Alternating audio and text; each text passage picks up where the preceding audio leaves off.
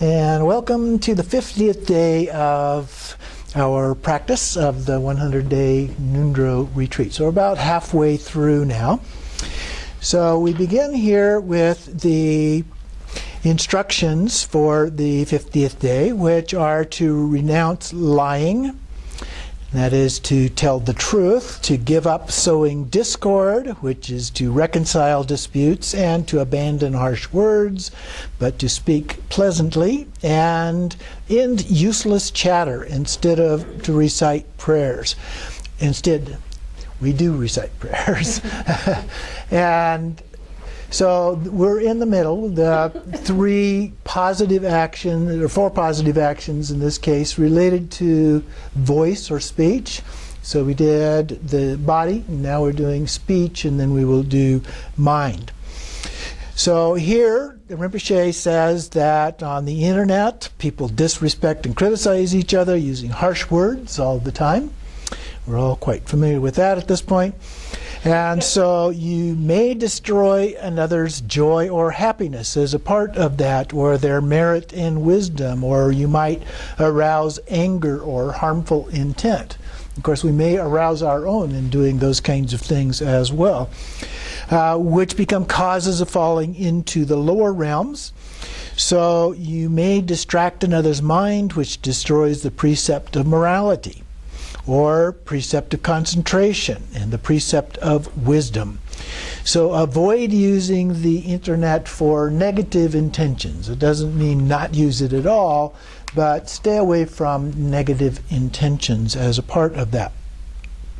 Then if you say bad words to another who possesses compassion and wisdom even with a kidding intent, you will fall to the lower realms for a long time when the cause and condition is ripened. So doing these negative kinds of things of speech or voice can cause negative actions that rebound to us, so to speak. So we need to be very careful about doing those kinds of things. So through the karma that we accumulate from this, either good or bad, will come back to us at some point in this life. Sometimes almost immediately. We get a reply on internet through messaging or an email or something like that, or people respond to us in person in a negative way. So we have to be careful about how we do all of these kinds of things. So being responsible is the key here. So then Rinpoche goes on to say we need to understand those negative actions to avoid and promise ourselves, I will never use this negative action toward others. So having gone through and contemplated these various negative actions of voice or speech, then we go ahead and reflect on those, and when we conclude, we rest our mind and dedicate the merit as we have been doing before. So then we go on to the 51st day, positive actions of the mind.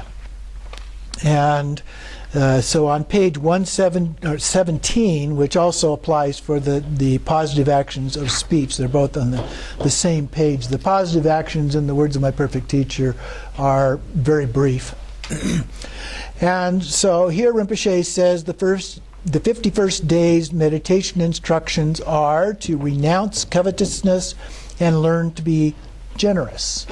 So instead of coveting what other people have, we are generous to others, and to give up wishing harm to others, and instead cultivate desire to help them.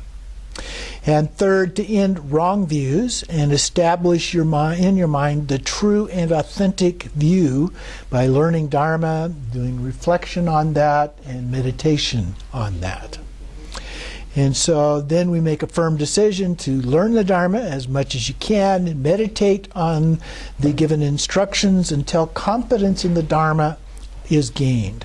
And that's a word that we use a lot in doing the practices. So we receive the teachings, we contemplate on those, we meditate on those until we achieve a level of confidence. And so that's a key indicator for us at all of these different kinds of practices on how well we are doing or not doing with those. And then again, as before, we conclude by resting our mind, and then we make the dedication of the merit with the concluding practices as we did before.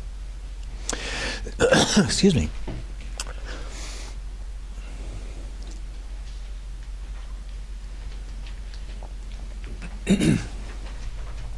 So then the next one, we have 3 different days in sequence that we do regarding cause and effect.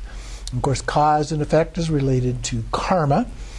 And in the section in the Words of My Perfect Teacher on quality of actions, there are a number of stories starting on page 118 related to this. It's useful to spend your time, the time that you need to just review those stories and the kind of lessons that they are trying to communicate to us.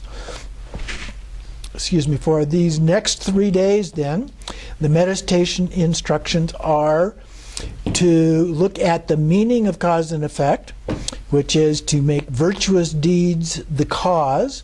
Then you get happiness as the result. Cause and effect. So we do virtuous things and we get happiness as a result.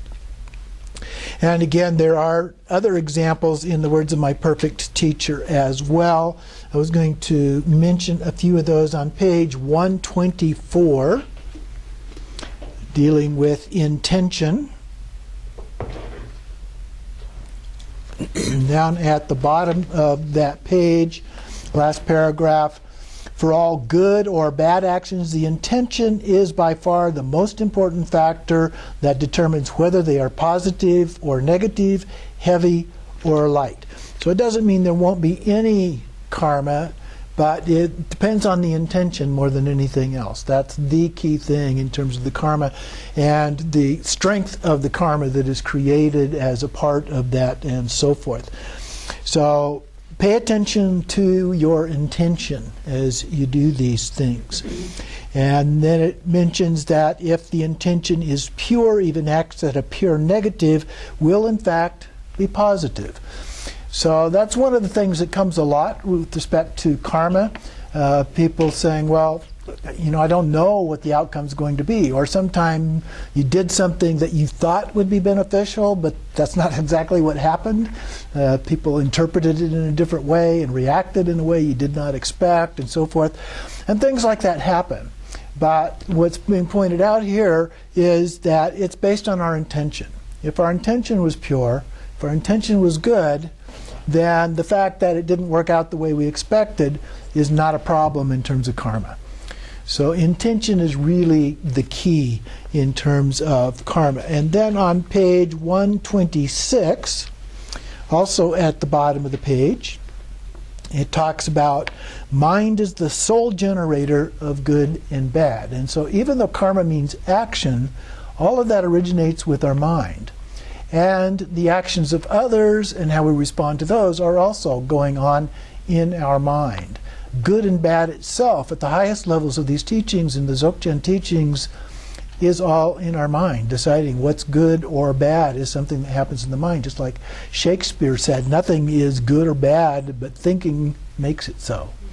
And so he was very perceptive Dzogchen master. And so it's in our mind as we do these things. So when we transcend that, when we reach the level of actually transcending the whole idea of good and bad, then there is no longer anything good or bad except at a relative level. That's an important exception. It doesn't mean that there is no good or bad, period, but that at the relative level there's still good or bad, but not at the ultimate level is there good or bad. Okay? Because the ultimate level is beyond concepts. So there's nothing to call good or bad. There's nothing that can be good or bad at that level. And so those are important things to keep in mind with respect to karma and cause and effect. So moving on then in the instructions here from Rinpoche, he says, I will teach some important understandings of cause and effect that are not clear in the words of my perfect teacher. So he's trying to help us out a little bit more here. So this teaching's a little bit longer than most of these. Usually the cause or karma, for that, when we talk about that, there is the karma of virtue, the karma of non-virtue, and the karma of equanimity. So positive, negative, and neutral. We may also talk about common and special karma. So a lot of what he's talking about here in this part of the teaching has to do with terminology. So you have to kind of watch the terms here that are being used. So this is common and special karma. When we think of it, we call it karma of the mind. When we do it, we call it karma of body or voice. And the karma of body or voice can be revealing, here he's referring to immoral, or if it is moral, it can be non-revealing. Okay, so different labels that can be used here. In samsara, karma causes either happiness or suffering, and we call it contaminated action. And then, so both good and bad can be a form of contamination. When karma causes an effect in nirvana, the truth of the path, we call it uncontaminated action. Okay? Then karma causes the effect in a single life. Then we call it karma of seeing the results ripening in the current life. Pretty self-explanatory. When karma causes the result in the next life, we call it the karma of seeing the result in a future life. The description that is given, the metaphor that's often used for karma, is that it creates a seed that is embedded in our alaya consciousness, which is our storehouse consciousness. And that seed is what then needs to ripen and then manifests in the form of whatever karma that affects our actions in the future. So that's a metaphor. There's no literal seed, of course, but as we do things, and either sometimes you see it as planting more seeds of the same or similar kind, other times that seed itself gets stronger and stronger. But in order for it to then materialize in our life, we have to have these conditions. The causes are from the karma, but the conditions have to exist for that to manifest in our life. And so when that happens, it's like, using the seed metaphor, pouring on some water, giving it some fertilizer, sunlight, the nutrients of the earth and so forth. When it has the right conditions, then it will grow into a plant and produce whatever fruit that it does, or flowers, whatever kind of plant it happens to be. So these are the things to keep in mind as a part of that as well. Continuing on here then, when karma causes the result in a future life, we call it karma of seeing the result in another time. So 3 different levels: this life, the next life, and a future life beyond that.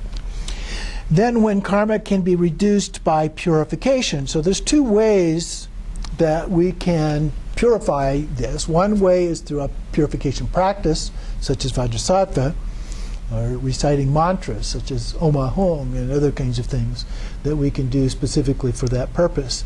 So we can get rid of it without having to encounter the result of that.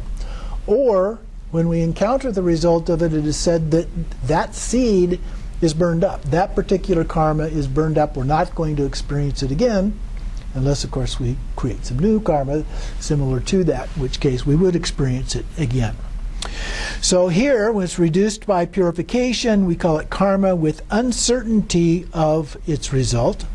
And then also, you may complete or burn up karma through 6 branches as follows, although I think here this refers more to completing the karma. So the 6 branches are to complete it purposefully, do it intentionally, an action intentionally. Do it completely. So remember, we went through those 4 stages of karma. So to do it completely, you complete the action that you intended to do. And purposefully would be the intent, having no regret about having done it, or in some cases, as I talked about last time, having actually a good feeling about having done that. And then, that's the 4th one here, rejoicing for having done it. The 5th one is not being purified, so if we haven't done anything to purify the actions that we've done. And then having potentiality from the ripening of the result. So that's where the seed is planted. We haven't done anything to purify that. We've created whatever level of depth of that seed, and then it depends on whatever the conditions are for that to actually ripen. But those are the things that affect how and when or if that will ripen. So continuing on then in the instructions from Rinpoche, this type of karma is called the karma of creation and accumulation. If any of these branches is not completed, this type of karma is called the karma of creation and non-accumulation. So it doesn't accumulate, it doesn't add to whatever is already in there. Then karma that will send you to any of the 6 realms is referred to as impelling karma. It impels us or moves us toward that. So when we talk, for example, in the instructions for the bardo, and we get to the point in the bardo of becoming where all of our karma is reviewed, the good karma, the bad karma, and so forth, then we become impelled, we become pushed toward a particular outcome, a particular rebirth as a part of that. That's what's being referred to here. Karma that causes the result within the same life is called the karma of perfecting the result. And then this is described in the Abhidharma texts.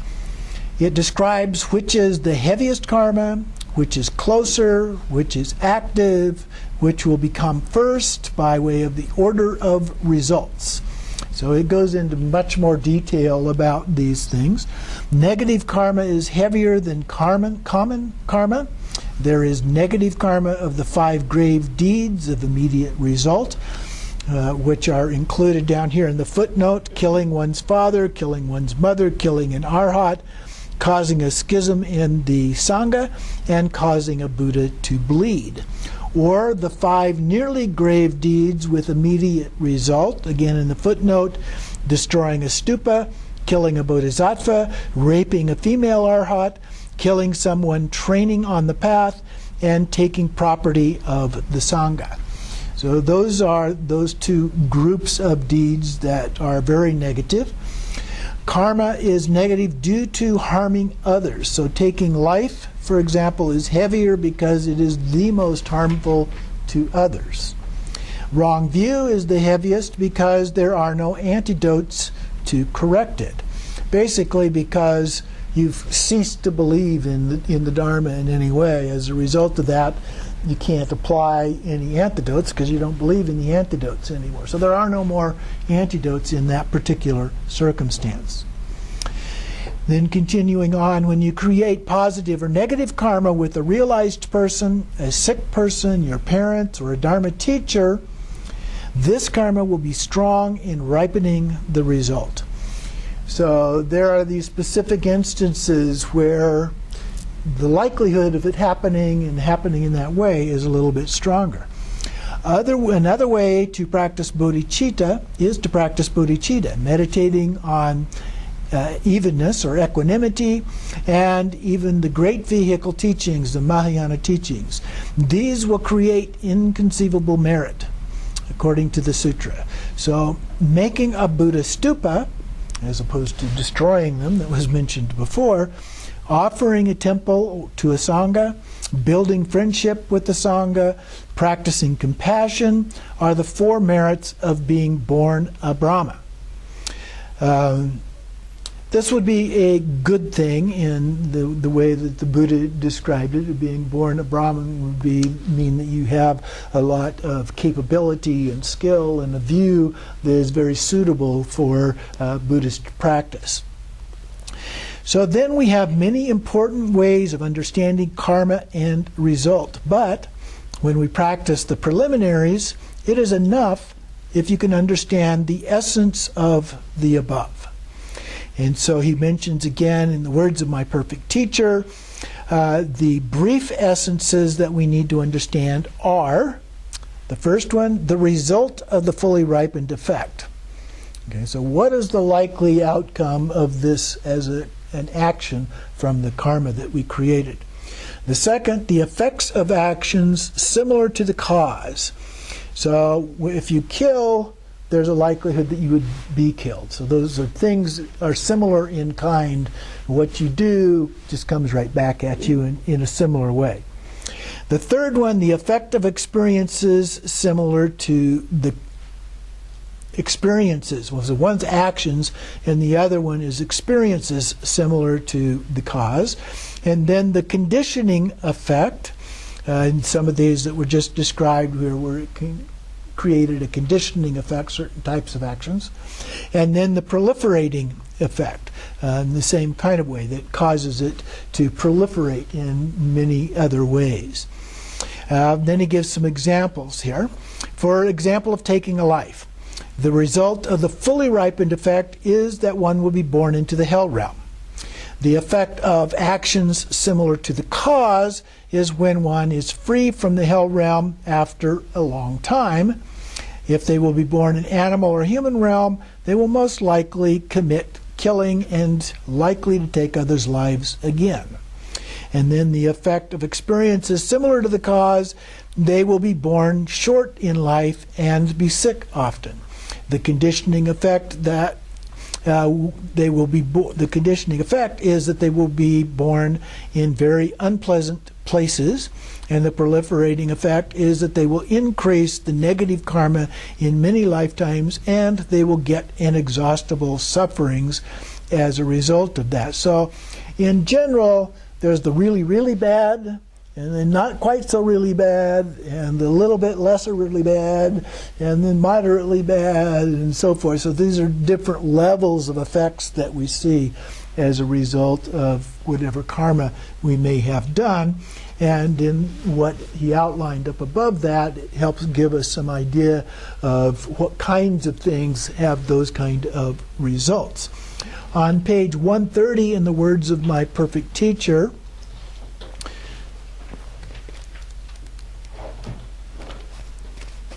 he also talks about this in terms of our daily actions. And so right about the middle of the page, it says, when you wake up in the morning, okay? When you wake up in the morning, while you're still in bed, relax your mind, turn within, and examine it carefully. If you have done anything negative during the night in your dreams, regret it and confess. On the other hand, if you have done something positive, be glad and dedicate the merit to all beings. Then arouse bodhicitta by thinking, today I will do whatever positive, good actions I can and do my best to avoid anything negative or evil, so that all infinite beings may attain perfect Buddhahood. Okay, so that's something to do in the morning. That can be helpful, reflecting on any negative things from your dreams and any positive things from your dreams, as well as setting your intention for the day. And many teachings talk about that as one of the first things to do in the morning, is setting your intentions to do positive actions for the day.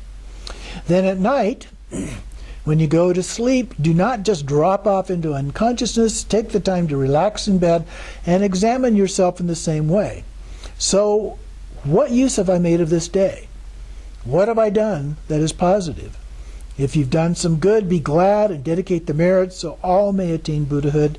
If you've done something wrong, you should think, how terrible I have been. I have just been destroying myself. Confess it and vow never to act that way again. So both in the morning, reflecting on the dreams primarily, and in the night, reflecting on your actions during the daytime, and then making a commitment to continue to improve as we continue with our lives. And then at the very bottom here, it says, at all times be mindful and vigilant that you do not cling to your perceptions of the universe and the beings within it as real and solid. Okay, that we're reifying things. Remember, everything is in our mind, or our experience of everything, more accurately, is in our mind. And so if we think of them as solid, and not the fact that we're experiencing them in our mind, then we get caught up in the stuff going on out there, and we lose track of it with our mind. And what we're doing is training the mind. So we want to stay in that mental state all the time. Okay? Now, that's not the same as running this constant tape through your head all the time, but be in a state of awareness all the time. Okay? So train yourself to see everything as the play of unreal apparitions. So it's a lot like a dream. And when we're in the dream, it seems like it's real. When we wake up, we realize it's not. Or in some cases, maybe we recognize the dream state while we're dreaming, and we recognize that it's not real at that state, and like we do in dream yoga. But he's just making those two characterizations, that what we see as real is not real the way we think it is. Okay? And so we need very much to be aware of that. And that is a key part of the training. And when we become aware of that, it makes it much easier to pay attention to these various actions and how we engage in them. It creates that gap between stimulus and response that psychologists talk about, where we can make a choice. We don't just automatically respond when something happens. We make a choice about how we respond. And that's one of the most important of all of the teachings of the Buddha, is being able to make these choices. And what it's talking about here, karma and the effects of that, that's what it's talking about. We get the karma from those automatic reflexes without thinking about it, and we do something that is harmful to somebody else or negative in some way, and that's what creates our own suffering. So we're just doing it to ourselves. Now sometimes something will come at us that we don't have any direct cause, at least in this lifetime, for, but it may be from some previous lifetime or some other thing. The Dalai Lama says that karma, it's not all our karma that's coming at us, that there are other things in the universe that can cause us to be affected. So natural disasters and those kinds of things are not due to our karma, but due to natural causes. And so he differentiates between things that are related to our own actions and things that are from other sources of things. So that's something to keep in mind as a part of that as well, rather than necessarily assuming that it's necessarily something that you have automatically done. So continuing on at the bottom of the page in our text here, then, you should then promise that in the future I will never create negative karma, and I will try my best to create positive karma. And then we conclude again as before, and rest our mind, and then do the dedication as a part of that. So now we will take a short break.